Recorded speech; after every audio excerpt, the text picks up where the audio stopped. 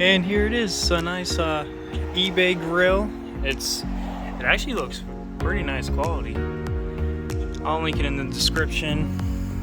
So I'm gonna try to take this grill off without taking the bumper off, but I'm pretty sure I'm gonna have to take the bumper off. It looks like there's some clips down there, and I'm sure they're gonna be a pain in the butt to get it off of this one. But yeah, I'm gonna get started on taking this grill off and see what happens.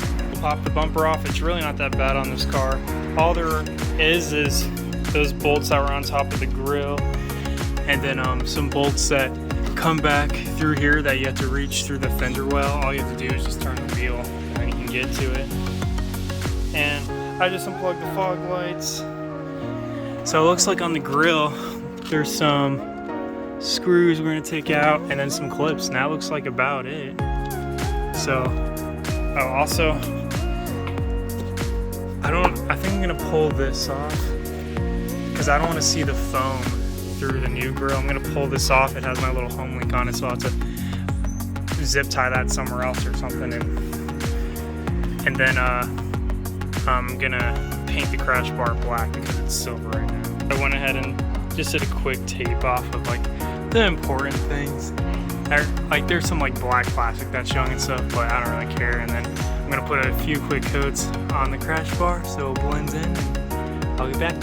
So I got the old grill out. It just popped out once I got the screws out, and now I'm putting the new black one in, and it'll clip in, and then I'll just use the same screws and screw it in. And as you can see, I sawed off this piece right here because it doesn't unbolt or anything, and it like went across here, and we won't need that anymore. And I put a few coats on the crash bar. It's looking nice. So I'll get back to you when this is bolted up. Parents are going out in the boatie. All clipped in with the little screws in there. So now I'm just gonna figure out how to put like the Audi emblem. I think all it does is you screw it in from the back in these little holes. And I'm not sure about like the TTS logo. I'll have to see if I can pull that off. I'll look at that in a second. But it might be okay without the TTS logo. But I kind of like it, so we'll see. I'm putting the little TTS logo on there because the stock one didn't have it. So what I did is, as you can see, like this, it's kind of dark in here. Let me see if I can turn the flash on. Yeah, see on these, there's a space between them. So as you can see, I drilled a little hole between one side and the other side. And I drilled a hole on the old TTS logo. I'm just gonna run a zip tie through it all.